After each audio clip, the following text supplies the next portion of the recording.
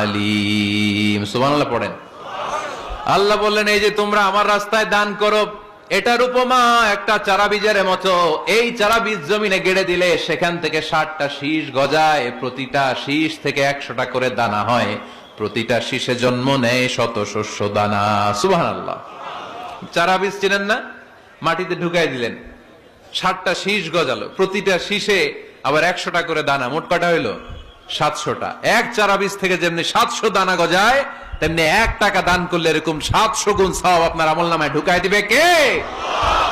যারা দুনিয়ার বুকে প্রকাশ্যে গোপনে দান করত, সচ্ছল আর অসচ্ছল অবস্থায় দান করত, কিয়ামতের দিন যখন তাদেরকে তাদের আমলনামা দেয়া হবে, আমলনামা দেখে বলবে, আল্লাহ এত সওয়াব দুনিয়ার বুকে আমি করি নাই, অন্য কারো আমলনামা তোমার ফেরেশতারা ভুল করে আমারে দিয়েছে।